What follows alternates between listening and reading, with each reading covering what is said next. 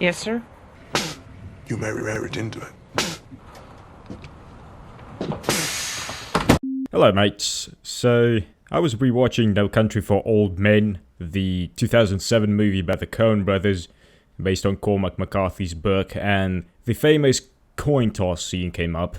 Now, I've frequented a lot of video essays, particularly by channels like the Vile Eye, that explore Anton Chigurh's mentality and philosophy and whatnot, but I've noticed some specific things that I don't think people have explored before. Specifically, something that pertains to how Chigurh views interactions with other people.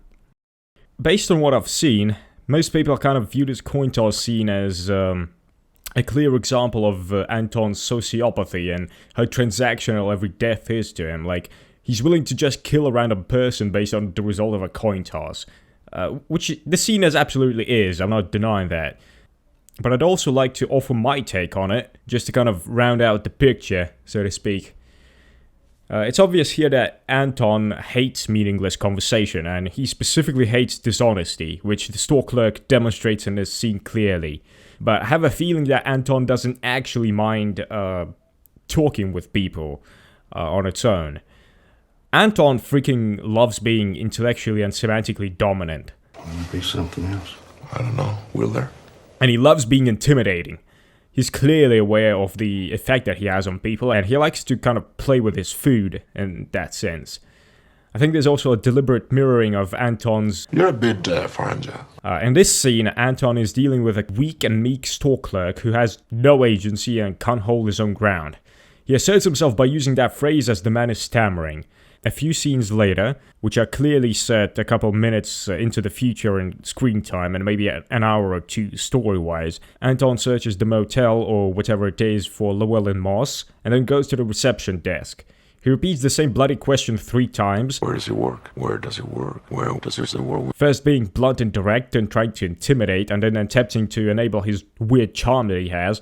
And then the lady goes, Did you not hear me? We can't give out no information. If you pay attention, you can see that at this point, Anton looks as though he has gone through all 5 stages of grief in just a second, and he walks away disappointed and defeated. He's clearly met his match here, and Anton sees that strong-willed people are best avoided in direct confrontation if it isn't really important to him. To be frank, a lot of viewers have noticed this juxtaposition, because it very clearly shows that while Anton may be a scary sociopath or whatever, he's not invulnerable, and he's quite sensitive to being out-stoicized. It's just that this fact doesn't make it into a lot of these video essays, and really the first time I've seen anyone mention it is in the comments to this scene on YouTube. One particular commenter called it sexual tension, which I find hilarious. But let's rewind back to the Texaco station scene.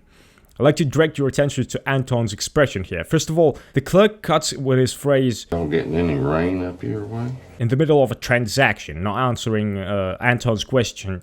And the gas. That's an obvious annoyance, but if you look closely, you can see that Anton, while taken aback, isn't annoyed but rather surprised at the clerk's sudden friendliness. And because of the clerk's directness, Anton goes all semantic and asks, What way would that be? The clerk shows his attentiveness and goes, I seen you was from Dallas. You can see here that Anton furrows his eyebrows.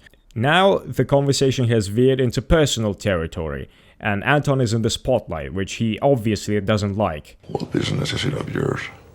Where I'm from? Friendo? The word friendo here is said with obvious venom, but I don't think that Anton has already decided this man's fate.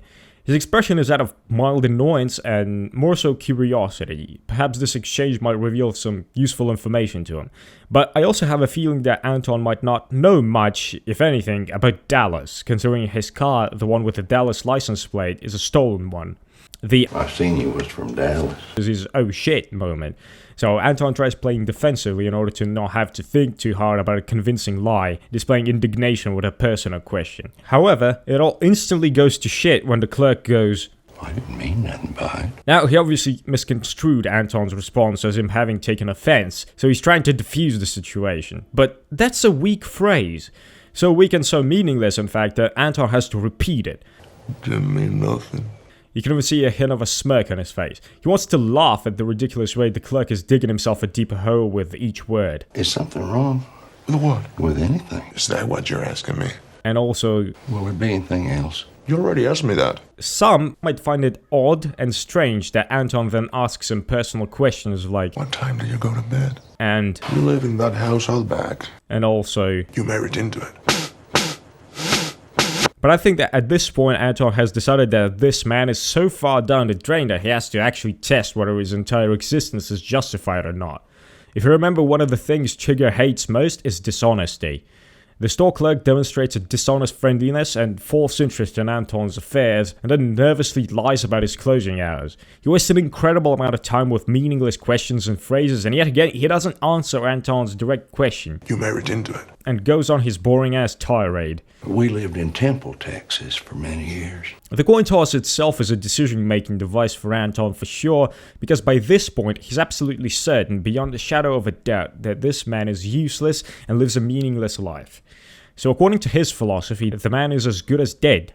But because he isn't Anton's direct obstacle here, and just a mild annoyance that kind of makes noise, Anton leaves his fate to be decided by chance. You can even see a genuine smile on his face when he tells the clerk, well done, after a correct guess. I'm assuming that Anton might be somewhat relieved knowing he doesn't have to waste any more of his time on this man, which would involve his murder and potentially covering up the scene afterwards. So, what I'm gathering from this single scene is that Anton Chigurh doesn't mind conversation or otherwise interacting with people per se. He does mind when people make noise, so to speak, but only if that noise doesn't give him anything in return, for example, information on the whereabouts of Lowell and Moss. Because he has to go out of his way and expend energy on trying to process a completely meaningless interaction. And that is part of his weird philosophy that he might be using to justify his murders. His moral code, as twisted as it is, seems to be built around fate, honesty, and earned survival. I think the interaction could have gone without a hitch if the store clerk just kind of kept his mouth shut and only spoke on business matters. Anton would have paid and left. Instead, the clerk is left intimidated and potentially traumatized, not to mention tricked into being paid only a quarter for gasoline and a packet of peanuts, and whatever the hell that blue wrapped thing is. Here's an alternative thought. If the clerk had made up a lie that sounds sincere, Anton might not have tested him at all. It took me, 4 seconds to come up with such a phrase? To Anton's question, What business is it of yours? Where I'm from? Friendo.